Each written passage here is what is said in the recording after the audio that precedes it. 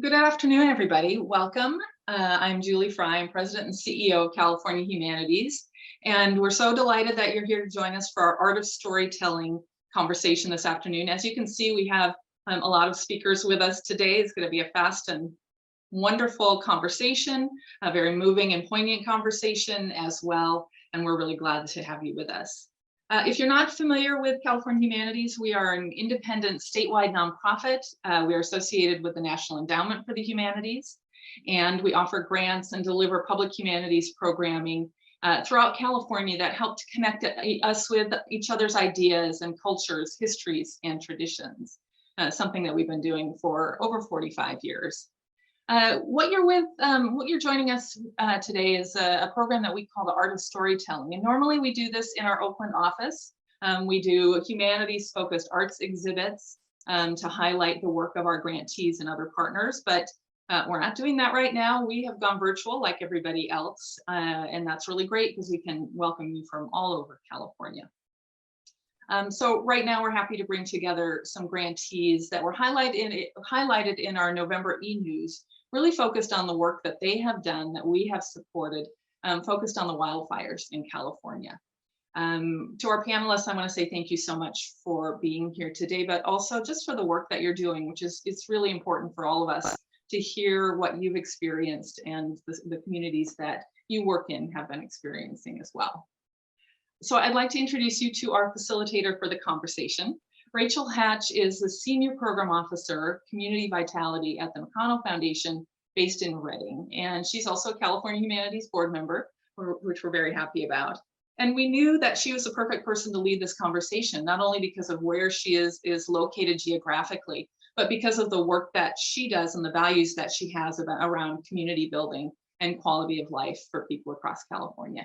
So Rachel, I will turn it over to you now. Thank you, Julie. It's been said that storytelling is our obligation to the next generation. And here in California, at least for me, this rings true, particularly when it comes to fire tales. So whether that storytelling takes the form of a photograph, a podcast, an oral history, an interpreted object, it feels like this is the time to look and see what we can learn, both to make better decisions today and also for the future for those next generations. So today we invite you to have a glimpse into fire tales from 4 California Humanities funded projects. The Kitchen Sisters, Davia Nelson and Nikki Silva, will share their audio documentary, What Fire Reveals, Stories from the CZU August Lightning Complex Fires. Not only are these two doing incredible work now in 2021, but this is also a bit of a full circle moment, as I understand they received their first grant from our organization back in, 1980? So something around there. Welcome back. Next, novelist and teacher of writing, Kimberly Carlson, Redding's own Kimberly Carlson, have to give the hometown shout out, believes that writing can be a means of healing. And her work, in this case, lives in the place of second responders. So just as first responders are critical to the immediate experience of fire, second responders are essential to contending with the trauma that lasts. Her project, Your Car Fire Story, Written and Heard, will take us into that space. Then a team born out of California Humanities, Democracy, and the Informed Citizen Emerging Journalist Fellowship Program will give us a listen to their podcast, Chronic Catastrophe, opening us up to the effects of fire on individuals' minds, bodies, and spirits. And that team with us today, we have 4 of you. It's so great to have you all here. Maritza Camacho, Rebecca Bell, Lauren A. Spates, and Nick Vitas. And I believe that we'll probably see more big things from them in the future. So just lock their names and images in your mind. Finally, oral historian and archaeologist, and I could say other hats of yours, probably Dana.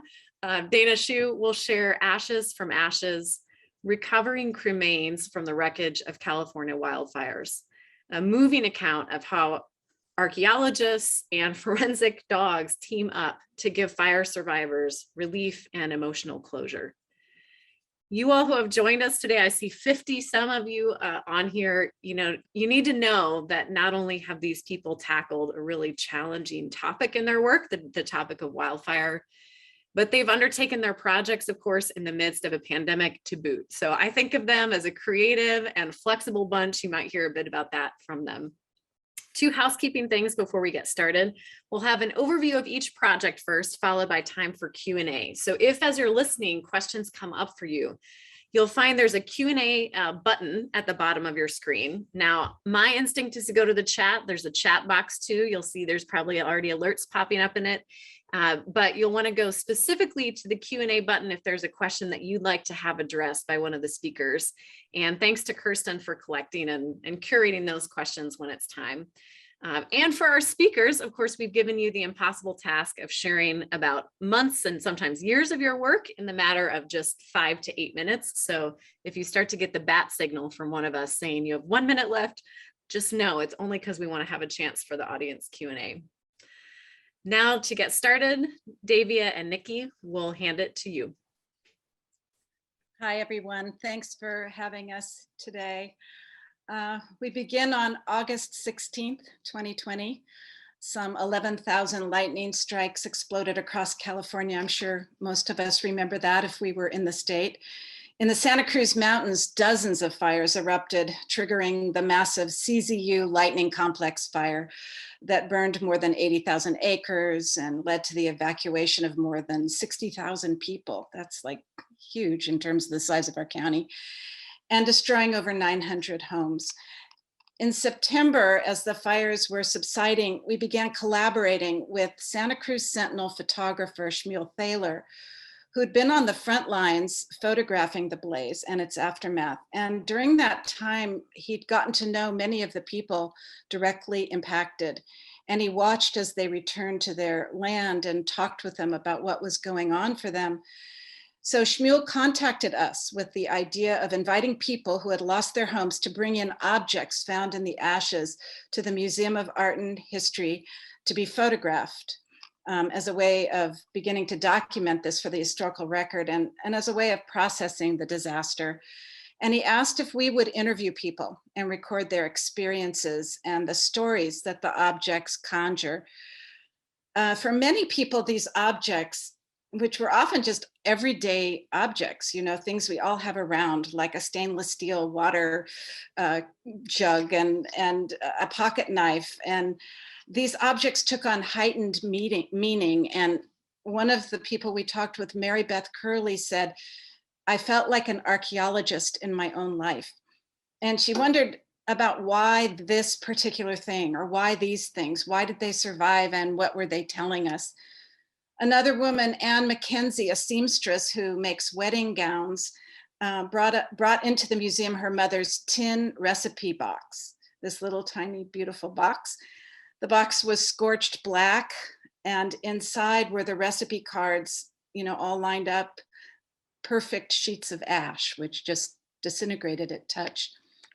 Steve Pizzo, a retired firefighter, brought in a bag of carbonized leaves that had rained down on his house in Bonnie Doon, and he talked about how he's never seen anything like these fires in all of his years of fighting wildfires in California. The fires behave differently now, he said. They create their own weather. We don't know how to fight them. This last August, on the first anniversary of the fire, stories from this project were featured on NPR's Morning Edition, on the Kitchen Sisters Present podcast, and on KQED's California Report magazine. Also, the Santa Cruz Museum of Art and History opened an exhibit, which will be up for the entire year, called Out of the Ashes, featuring Shmuel's photographs and our recorded interviews. We'd like to play an excerpt from the video we produced for the exhibition. Renee, thank you.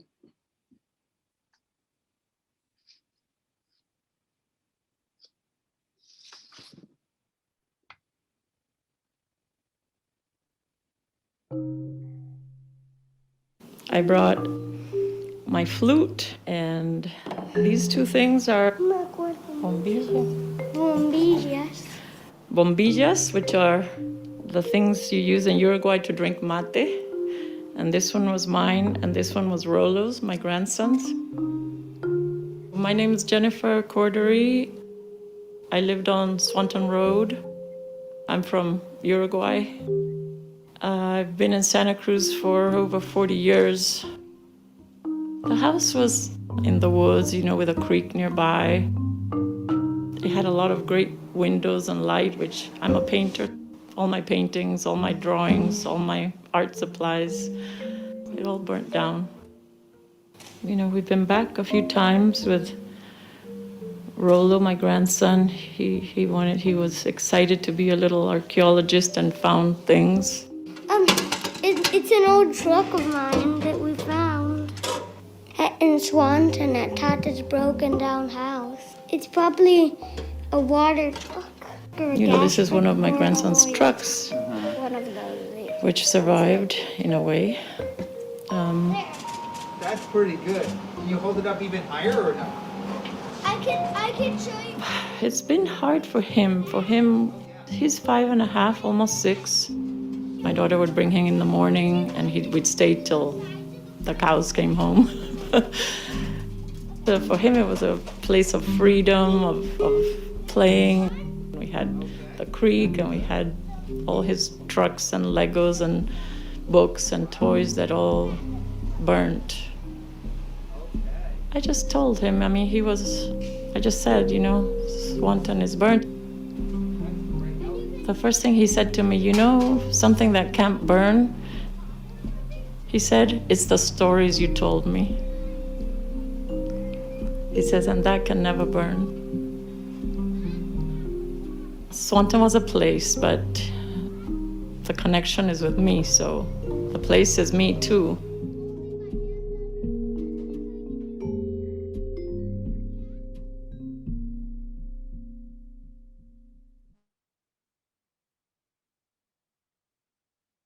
That makes me think of that Jeanette Winterston book, It Is Written on the Body. I think among all these projects, you'll feel the impact of fire, not just on the land, not just on property, and on the working lives of people and family lives, but how fire is written on the body. We have a saying at the Kitchen Sisters, stories beget stories. And with this one, once Nikki was there recording all these stories of people and their objects and going into the land that had been burnt, it led, and the California Humanities was big in supporting us, allowing us to widen and deepen our perspective and the path of our microphone. It led us to the Amamutsan community up the North Coast that is stewarding the land in a partnership with the state parks up there. And Martin Rizzo Martinez, the state historian who works with the parks, opened our eyes to this combination of this land stewardship and land trust project going on with the Amamutsan, who were reviving native practices on the land, the stewardship of it, cultural burns, replanting native crops, native plants, all in the hopes of restoring land and of fire prevention. And lo and behold, sure enough, the area of this stewardship did not burn. That valley was saved. And this group of Valentin Lopez is the leader of this tribe, and he's in our story. If people want to hear the Morning Edition story or the California report. And then also it led us to historian Dana Frank, who opened our eyes to what was going on in Big Basin. Probably many of you listening know about the great park, Big Basin Park. And there was Davey, 1 minute. Thank you. There's this huge, the hook. I know, I'm that person. No, it's good. There's much to share, abundance. A great big redwood, slice of a redwood tree that had a timeline that began with the birth of Christ, the coronation of Charlemagne, William the Conqueror, all manner of white Western European history. It didn't have a diverse look across the generations of who was making history, whose lives mattered anyway. In the burning down of Big Basin, so much of that park and that area, all that is being rethought too, the inclusivity, the larger perspective on history. So fire destroys, but fire also reveals. Thank you. Next, Kimberly Carlson. Let's hear from you. We need you to unmute though. Murphy's Law. There we go. Yes, so I live in Reading, and my family, my kids' friends and teachers were highly affected by the car fire. I have 3 siblings in town and my mother, all of us were evacuated. So there was no home to go to. My daughter's teacher lost her home. Her best friend lost her home. My son's school burnt mostly down. So he was relocated for over most of the school year. So that was just on a personal level. My home did not burn down. Very fortunate there. But as a writer, I kept hearing, all these stories, at my daughter's school or at my son's school, even in our neighborhood. And I believe strongly that writing is a means of healing. But often when I teach writing, sometimes distance is healthy in order to get a story done and written properly. So I started Your Car Fire, written and heard almost 2 years after the car fire. And I had a couple things happen. A lot of people would say, oh, I moved on, I'm done. I don't even want to think about it. I don't want to go back there. So that was one message I was getting. And then the other, I would start these workshops at the Shasta County Arts Council. And my plan was to make it like a workshop. I mean, it was going to be a workshop class where we would share and that when we share our stories, it's healing. But when we listen to other people's stories, it's healing as well. So it's like this energetic thing that happens with people. And so we did several of those classes at first, and then the pandemic hit. And I was like, oh my goodness, what are we going to do? How am I going to continue this workshop that I've started? And these, some people had already started writing their stories. And I just decided to be really open to what would happen. And I gave my home phone number out on the newspaper, which is something I don't normally do, and, email, and interestingly, and my home address. And, so some interesting things that would happen, I'd be like making my daughter's bed, and I'd get a phone call, and this woman doesn't even say, hi, my name is, are you Kimberly? She just started talking. She was it was like she was like someone to listen to me. She had actually lived in an apartment, and basically on the other side of town from me. And it was a HUD apartment. So she felt like she had nowhere to go, but she felt like she had to protect her space. She had a huge fear that she never told me her full name. She didn't want her name. She didn't want that part of her story to be told. She was worried that her landlord, because her landlord wouldn't let her use the hose to help water down her apartment. So there was this fear base that with her living in the apartment, she lived on a hill, so the fire was coming up. She did end up leaving her, and my point with that is she just wanted someone to hear. I want someone to hear, oh, someone's going to listen to my story.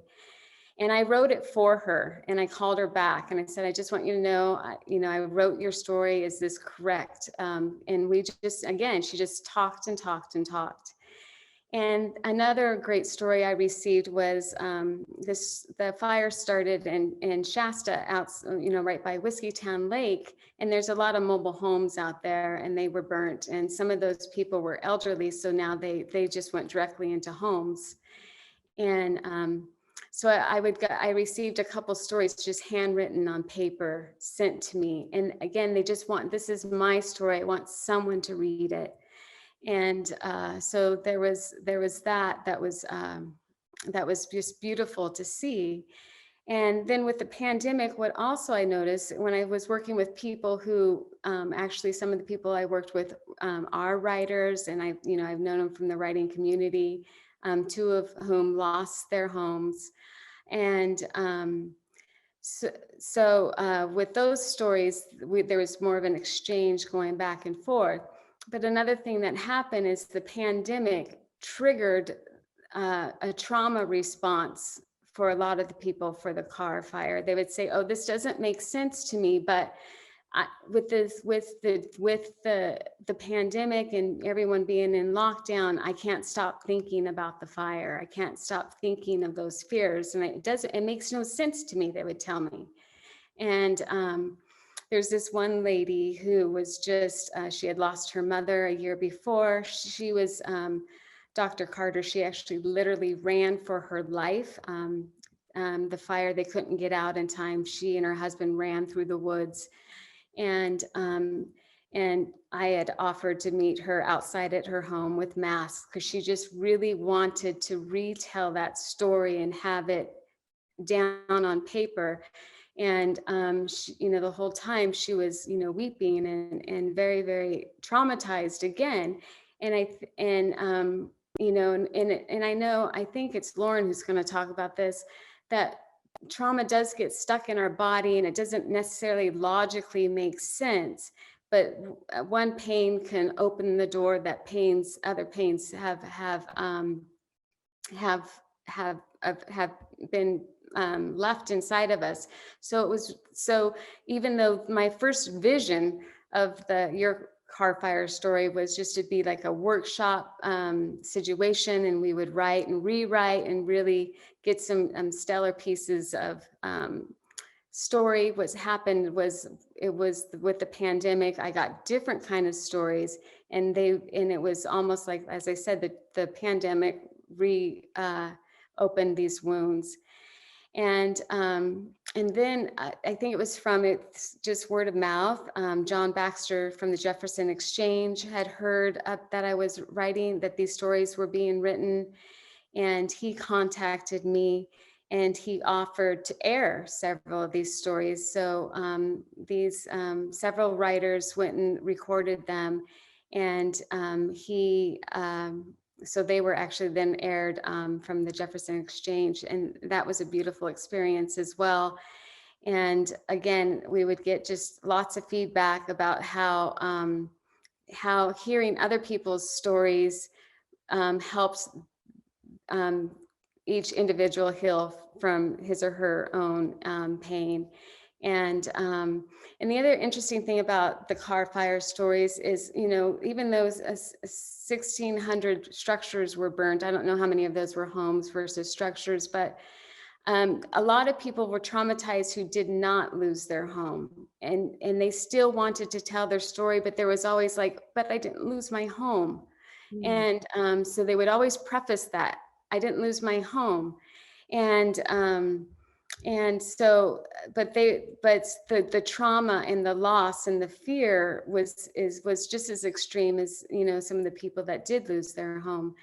And so this last piece, Kimberly, just for time, if you want to, that's what I was going to this woman, Alexandra Stevens, who is on the Jefferson Exchange, we're going to listen to a couple minutes of her story. Thank you.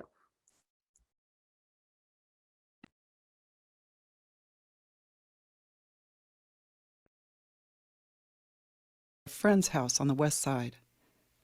Every month we got together with other women from hung up, grouchy to be startled awake by a wrong number before the alarm went off. Up to the back of the church, I noticed our priest's car.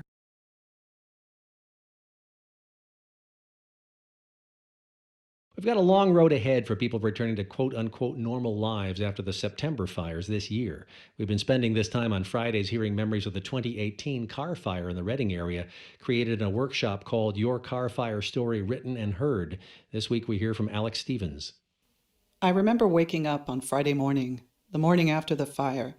It took me a while to realize why the light was funny, why the smell of linoleum and dust was everywhere, why I was lying on the floor of my husband's office with a stack of books inches from my face. The previous morning, the morning of the fire, had been almost as disorienting. It began with a phone call right before dawn. There was nothing but silence on the other end, so I hung up, grouchy to be startled awake by a wrong number before the alarm went off. Later on, I'd learned the caller was a friend from church who'd fled his home in Shasta in the wee hours of the morning, right before the fire tore a hole through his town. He wanted to warn us the fire was coming. It was all he could do at that point. Later that morning, my parents called to tell me that everyone in their Mary Lake neighborhood had just received an evacuation order. This was when I realized that the distant forest fire we'd considered a non-threat for the last week or so was getting real. I was scheduled to work that morning, but I ran to the garage and started loading important papers and photos into one of the cars before my shift started. It was hot, and I broke into a sweat the minute I started loading the first box. The sky outside had been smoky, but no worse than usual after a week full of smoke. As the day went on, I stayed glued to my phone, snatching up each clue about the fire's forward progress, as if I were waiting for the results of a CAT scan and scouring the internet for medical information. The fire was nowhere close to being contained, but I never imagined it would get as far as Mary Lake. I figured the firefighters could beat it back. The risk to property damage and human life was so high that they were surely putting all their resources on it. When my parents called me later that morning to say the evacuation orders had been issued in error, I felt a sense of relief and confirmation. What had happened in Shasta was so terrible that it surely would never happen in Redding. I felt so sure things would be okay that I unpacked some of the items from the car. One by one, I lifted the heavy boxes out of the trunk, hefting them onto the floor and into the house. Maybe in a way I was engaging in magical thinking. If I wasn't ready, the fire wouldn't come. And I'm seeing nods from different people who recognize that same feeling or ritual, maybe now ritual. Thank you, Kimberly. We'll turn to the team from Santa Rosa Junior College, starting with Lauren. Hi, everyone. Thanks for finding the time to be here today. I'm Lauren, and I'm one of the 4 JC, as we call it, junior college students up here. We produced a 4-part podcast series called Chronic Catastrophe. You'll meet my colleagues here shortly. We all have a little bit of a speaking part. Our podcast covers the impact of cumulative climate change-induced disasters on mind, body, and spirit. And ultimately, we ask the question, is it worth it to stay living in a place where natural disaster is unrelenting? And if not, where do you move to escape? We won this grant with a proposal to tell fire stories from Sonoma County, which, you know, we crossed our fingers and hoped that that would be good enough to earn the funding. And we were so pleased. And, you know, as we went through it, we realized that we're students and we should let that sort of inform how we found our angle for that story. And as part of that, our advisor is always encouraging us not to learn how to produce the news, but also to be critical of the news and be critical of coverage. And what we felt was that there wasn't enough coverage about what actually happens to human beings when we live through this cycle over and over and over again. There are often, you know, everyone knows statistics, how many homes burned, what happened to the economy, how much did it cost, what happened to the environment. There are even stories about wildlife and how deer flee when there's a fire or how wildlife know to survive. But we felt that there wasn't a lot of coverage about what it does to human beings on an individual level. So we thought, this is what we want to write about. Now, that's a very big topic. And so we knew that we had our work cut out for us. And as part of that work, we interviewed more than 30 sources, including some of our notable names that we're very proud of. We interviewed both Mike Thompson and Jared Huffman, who represent California in the U.S. House of Representatives. We sat and spent time with Linda Hopkins, who's chair of the Sonoma County Board of Supervisors.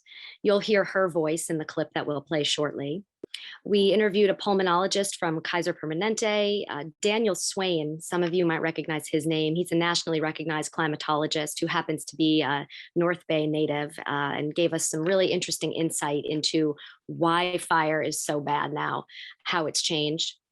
And then we also spoke with a wildfire social scientist, which is a very cool position.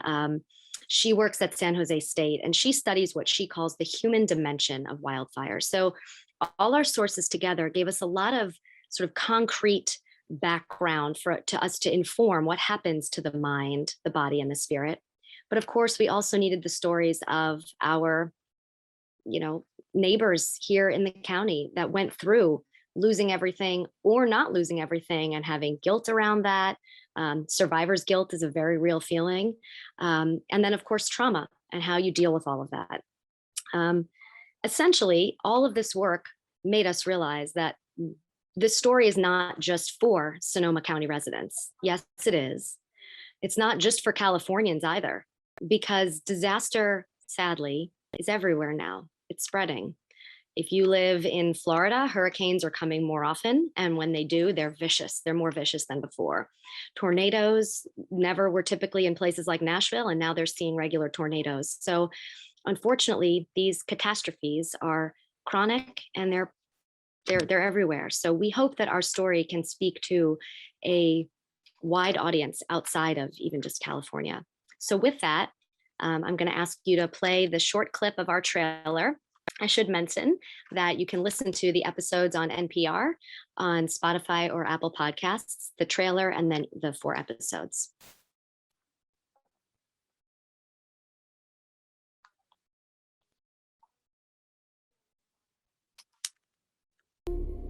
In the past 4 years, we've dealt with 100-year flood, 6 major wildfires, and countless days of bad air that combined to kill 114 people, burn more land than Houston, Texas, destroy 18,000 buildings, and cause more than 250,000 people to evacuate their homes, some more than once. The idea that no matter where you live in Sonoma County, you're going to have to pack up and leave again, essentially, is paralyzing. But we're not here to talk about what happens during or immediately after a catastrophe. We know that well. Cal Fire mops up, the governor declares a disaster, FEMA comes in. People take stock of the ash heaps of their smoldering homes or of their flooded first floors. It's awful. Instead, we're here to illuminate what living with sustained repeat catastrophe does to us and what that means for our future. But there's always this sort of fear that it's going to happen again. Will the way we cope change because we never get a break? How does all of this repeat upheaval affect our long-term health? What does it do to our identities and the way we look at our communities? And what'll be different in 10 years?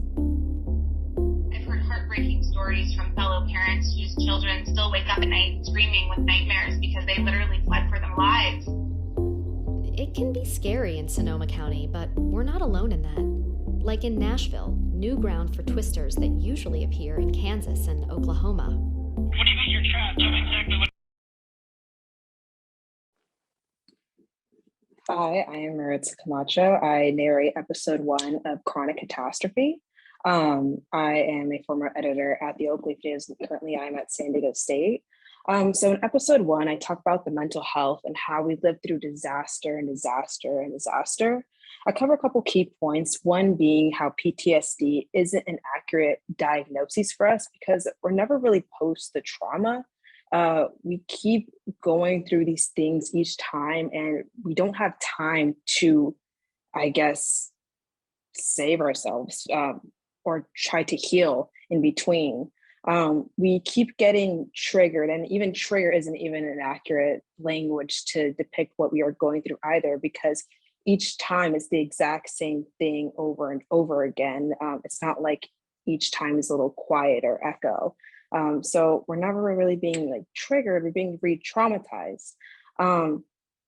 So in that sense, when we smell the smoke or when the alerts come in, it's that feeling and how Kimberly had depicted it as well, the trauma that lives inside of us.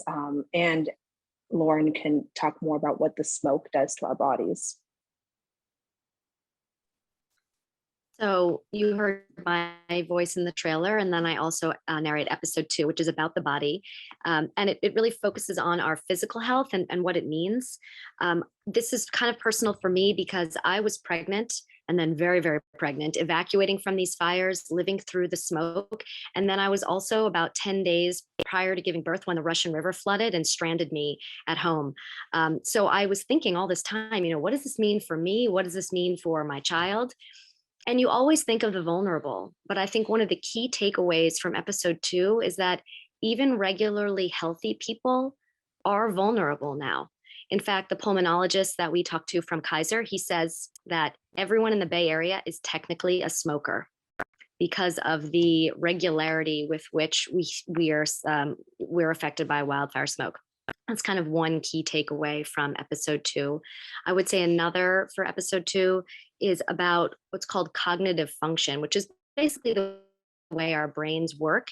And in order for us to think on a complex level, as humans need to do, we need properly oxygenated air to do that.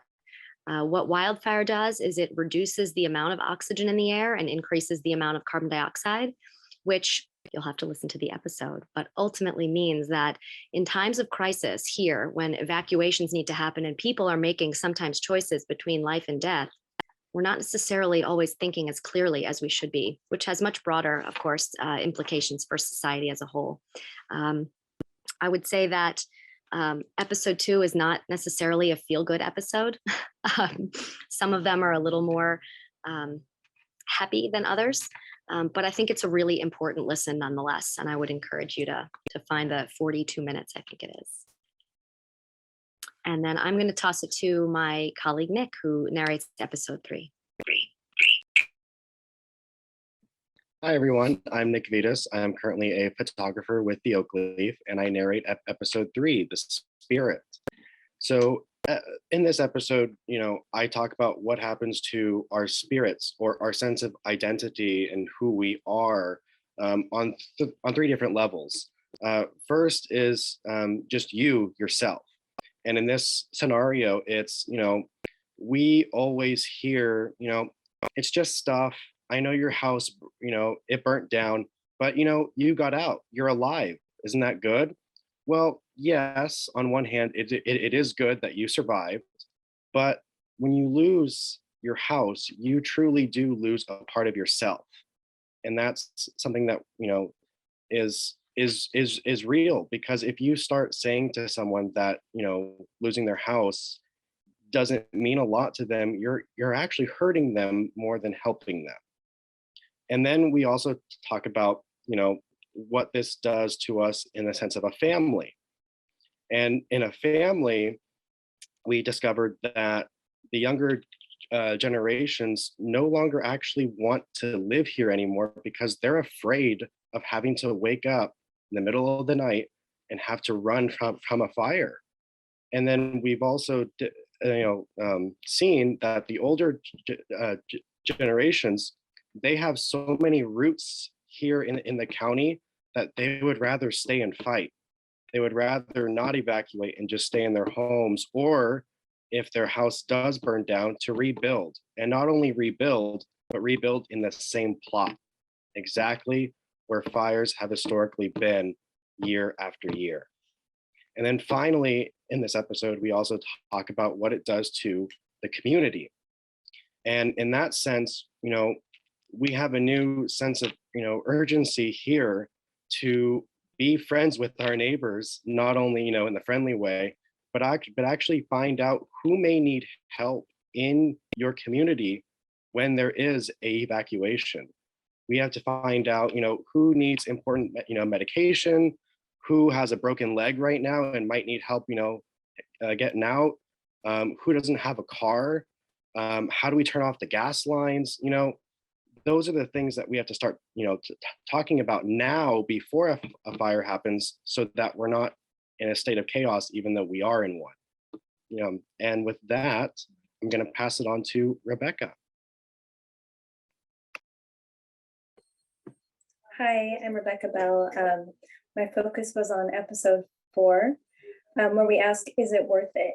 Because year after year, we live with, if not the actual fires, the fear of the fire and that constant devastation and the trauma that we go through. And should we continue living in this place where this is inevitable?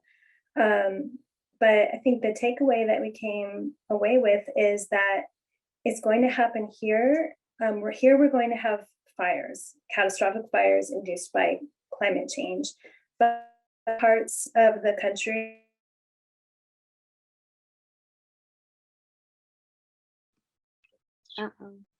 tornadoes, we have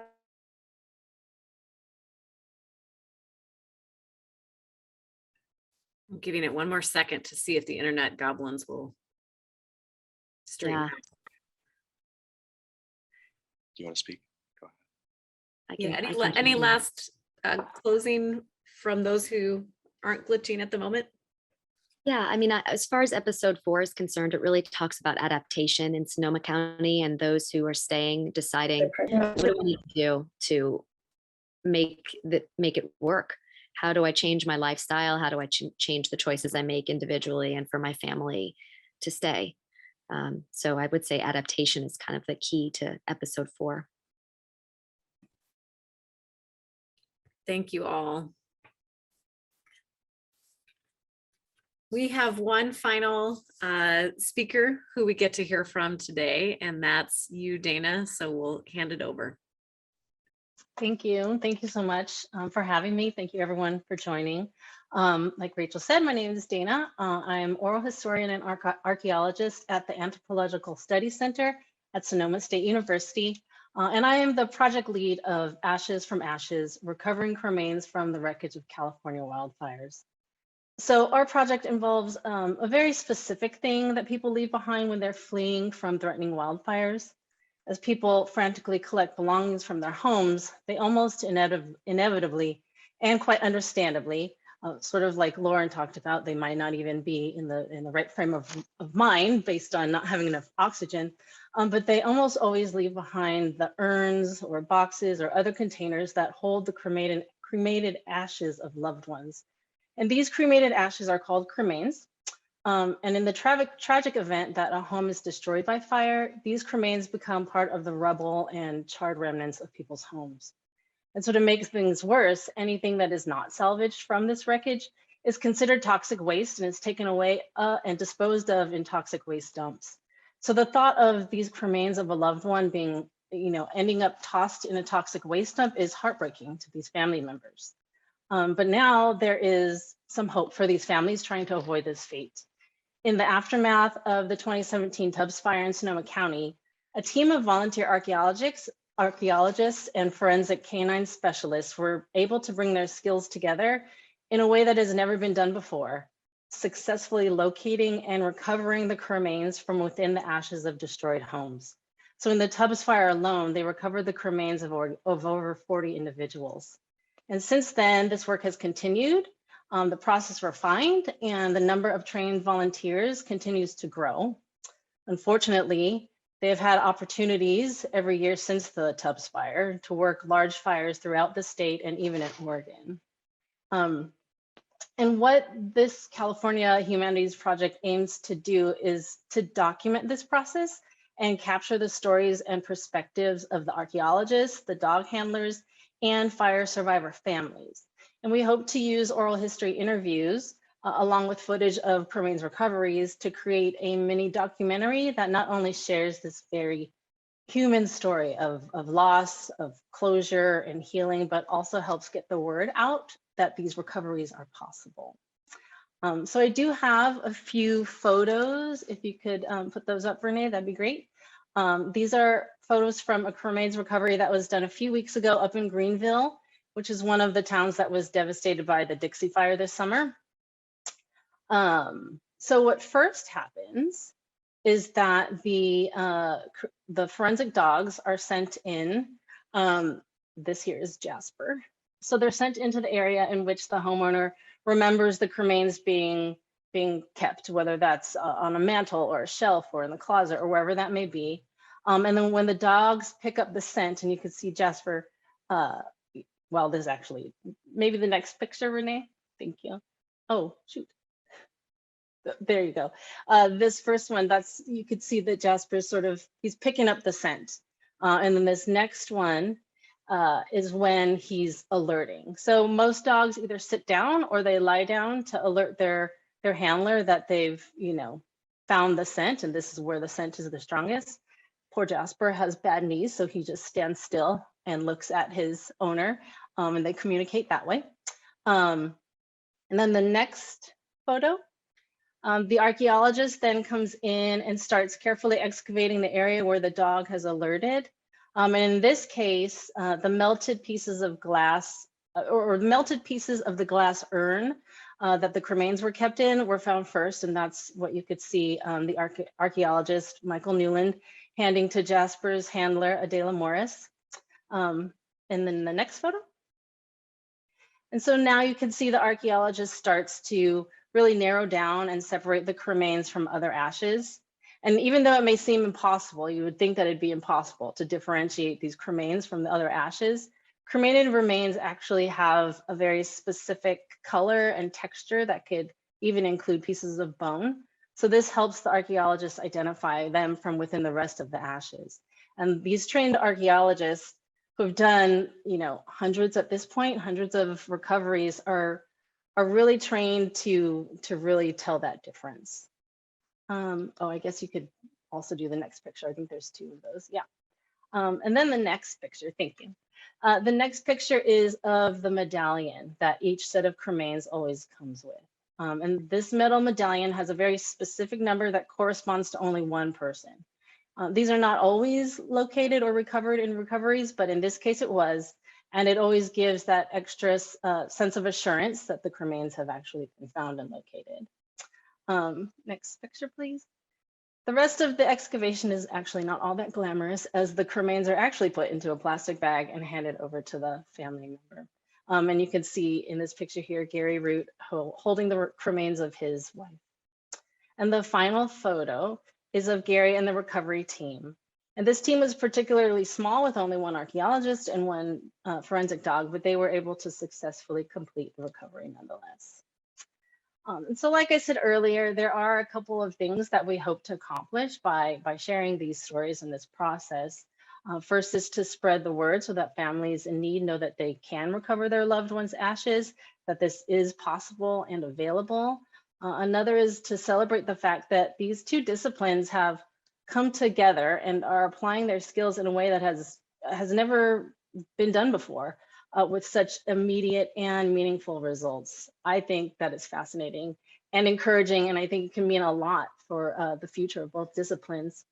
And maybe most importantly, we want to share how this has affected everyone involved. It's amazing to see the relief and the hope and the peace that these families experience when they are handed the cremains of their loved ones. But the impact that these experiences have had on the dog handlers and archaeologists has also been quite profound. In the midst of all of this turmoil and loss that these wildfires cause,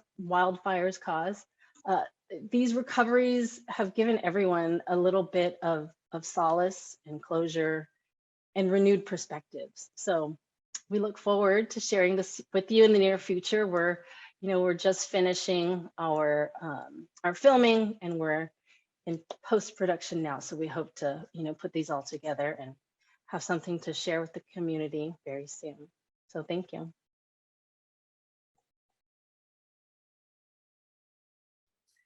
Thank you, Dana. And it's not something that I expected to find hope in, when thinking about the topic, but it's true what you say, that there's an invitation to all of us to know what's possible. So thank you for that. This is the time where we have about 10 minutes to be able to hear questions that you might want to have the panel address. So I'll just repeat that there's the Q&A box that's at the bottom. And I see we already have our first question that's come in from Chris Rodriguez, so we'll address that in just a moment. But obviously you've heard from speakers whose work really covers the entirety of the state. So we'd love to hear from you, anything that this has sparked for you. And if you want to address a particular person, you can call them out in the chat, in the Q&A, I should say. Or if there's a question you want to put to just all the panelists, we welcome that as well. So the first question is for our Santa Rosa Junior College folks, I do believe. And this is from Chris Rodriguez, who says, "Great work, you all. I know it's a lot of work to report on, but I wonder about the impact of the fires on the heart and soul of the Sonoma County economy, the undocumented farm, service, construction workers, etc., who have limited, if any, access to resources. Thanks for your time," he says, and signs Chris.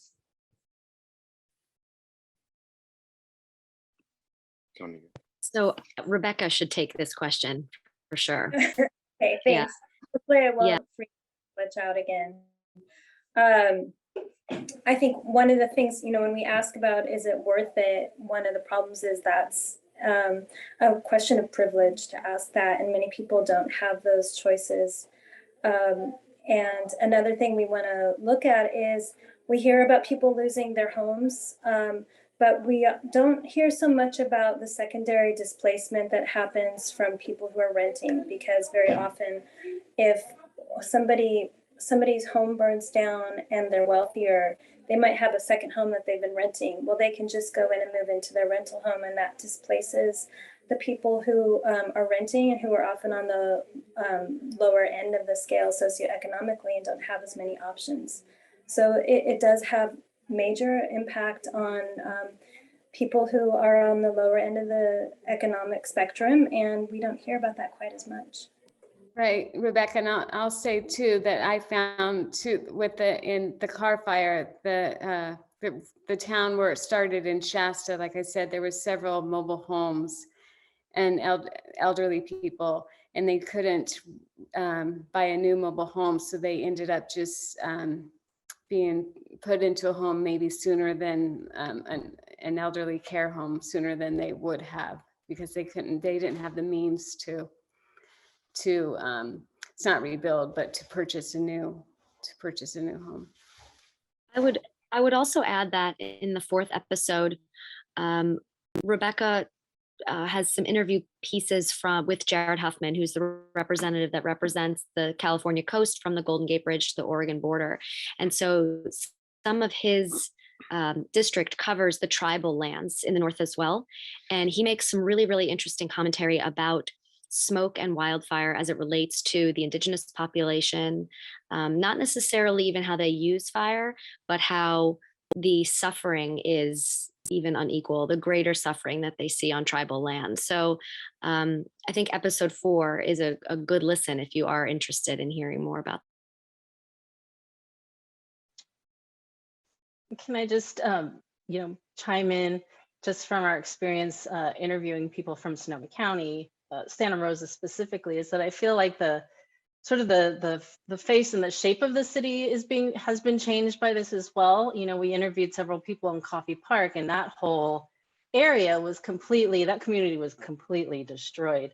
But when you drive into it now, all of the houses, like almost all of them, are 2 stories, which is very different than it looked before. And so it's just like aesthetically, I think, has changed a lot of the way Santa Rosa looks. I don't know if you JC folks would agree. Definitely. And I'll make one comment, but then this is Maritza for sure. She grew up just a couple blocks from Coffey Park. But one thing we talked to Linda Hopkins, who's the chair of the Board of Supervisors, about, she mentions building code. And she talks about, we want to rebuild, and it's important that we have rebuilding stories, but should we really be rebuilding in the same places that burned in the Hanley fire in the 60s and they're now burned again in the tub? So the way Sonoma County looks and the way Sonoma County is built is a huge story that will just continue. And it's ugly. It's kind of a hairy story. How do you tell people they can't rebuild on the land that they own? I don't know that you even can, but that's also a big part of this as well. But Maritza, I want you to mention in episode 1 how you talk about when you finally went back to your house. Yeah, most definitely. I think like going back, I didn't even know that my house was still going to be there.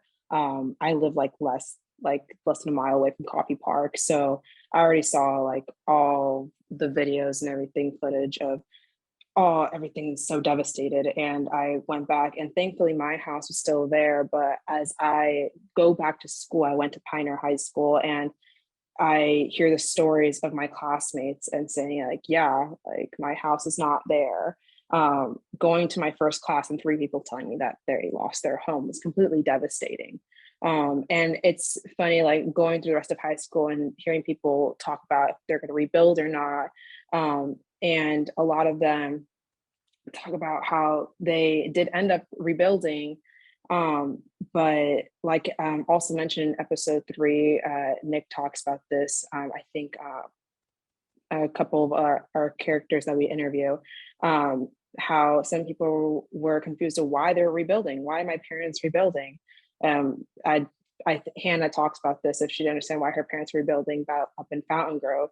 And I think it's definitely a lot. I think they can talk more about this as well, about Hannah and Seamus's stories.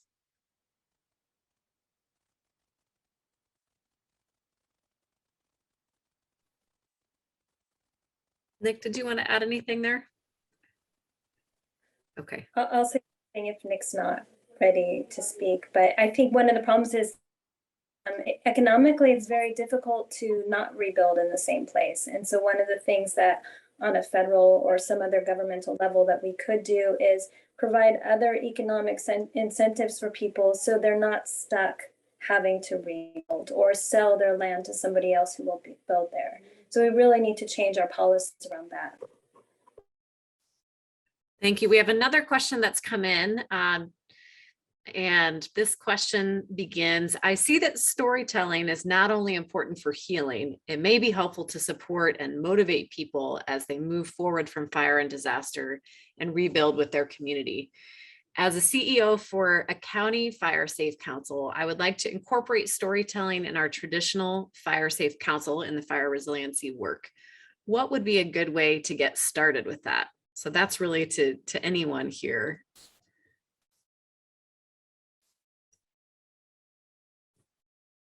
Nikki, yeah. Yeah, we were just invited to the Bonnie Doon sort of volunteer citizens committee that they meet regularly, and they have for many years, fire prevention group. And they asked us to come and show the video and to talk about the stories we gathered. And one thing that became clear, very clear from the beginning, was that they felt that their story hadn't been really investigated or told by CAL FIRE and by the sort of the official groups, that it hadn't, it was reported on, but no one had really done the studies. And in Bonnie Doon, there's the question of the volunteers, the people in the community who rallied as a group. They're called the Bonnie Doon Brigade, and they fought the fires themselves at risk, obviously, to themselves, but also they were breaking all the recommendations and rules, but they did save many, many neighborhoods and houses. And so there's this huge question. And in talking with these folks, it became clear that yes, they wanted their stories to be part of the historical record, which for us was a lot of the reason why we started to gather these stories. Was it's important for the museum, for the libraries to have these stories so people can look at what was done before in a community. I mean, in the Museum of Art and History, there are accounts of what happened after the 1906 earthquake and what happened after the 1989 earthquake and the flood of 55. And those things have all been important for people to kind of look at and reflect as things continue to happen. I would just add that stories do beget stories, and he might play some of the kind of stories that he heard here or show videos, and that is a real opener. I think people, their hearts open and they're warmed up, they lose a certain shyness. I also think that facing people, a large group of people in a room and putting chairs facing one another, and both people asking each other questions, going back and forth, one person talking to another, asking them their story, and then the other, and they change. And I think it just automatically creates empathy. It brings out the deepest stories, and people can move through a room too. You can do it in shorter bursts too, and almost, dare I say the word, speed dating through a group of people so that you hear each other's stories and you tell each other's stories. Very practical advice. Thank you for that. We have one last question we need to sneak in, and maybe Davia, since you're speaking, I can address it to you. This question is that, there are so many fascinating stories, and John expresses gratitude for that and asks, with a journalistic lens on, Given the trauma or traumas that many of your subjects have experienced, what was your approach as journalists to getting people to share their stories? And was there any concern about re-traumatizing in that process? So maybe you could, one or the other of you could close us out on that question. I just feel, and I bet everybody on this panel has come to understand and really believe that, yes, it is that fear of re-wounding people and reliving. But in fact, I think the telling of it and telling of it to someone who cares and is really deeply listening, close listening, is a real way to help release the trauma. People don't feel like they're carrying it alone. People feel like someone cares. People feel like they're not just lost in their own pain. Having someone else carry it with you and maybe even carry it into the public, I think there's a huge sense of release and a huge sense of motivation and empathy. I feel like I want to quickly add on to that because as I was interviewing for The Mind, I talked to a good friend of mine, Attell, and she said that if I had asked her this and if I had interviewed her during high school about this, she would not have been able to tell her story at all. And for her, it's a sense of healing almost to be able to release her story. And I discovered things that I didn't even know she was going through. And she was a really good friend of mine. So I think definitely it was trying to not to step on toes, but then also it's trying to let them tell their story that they've been holding in for so long. And the rest of my people, my team can tell more about other stories that we were able to tell as well. And also I would just add at the last question or near the end, what didn't I ask you that I should have? Or what else would you like to talk about? What else are you thinking about right now? So that they can, because people sometimes feel like they have to just answer questions versus that the conversation is for them to be able to bring things into light, not just what we're asking about, but what's important for them to be able to release and share. When I first started talking about our project, I mentioned that we were students, and that kind of informed how we approached this, because it was through critique of coverage that we came up with our idea. But as students, we also learned throughout the project, not just in the beginning. And this project just reinforces the idea that it doesn't hurt to ask. Someone can always say no, or no comment, or I'd rather not. And as a human being, you can feel that too. You know when not to press, or when you can or when you can't, but you have to ask. If you don't ask, not only will you never know, but you'll never give them the opportunity to tell. And a lot of people want to tell. You just have to ask. And ask again sometimes too. Sometimes no is yes, it's just having patience and coming back around. I can sense the care that each of you, has brought to this endeavor of telling fire tales. And I'd love to hear more from each of you. And I see there's one more question from Samantha in the chat, but this is our time for today. And I just want to express gratitude to each of our panelists. As you know, each of their efforts has been supported by California Humanities grants and initiatives. If you want to find out more about their work, there's information in our November e-news and on our website. And I think Kirsten has dropped those links into the chat. And also know that a closed caption version of the recording of this Zoom will be on the YouTube page. And then just lastly, as a board member of California Humanities, I want to express gratitude to the team that's here, to Julie, to Renee, and Kirsten, for holding the space for this important conversation. We know that without you, none of this would be possible. None of us would be here. And so we want to say thank you. Thanks to all the audience members who participated, and have a good night.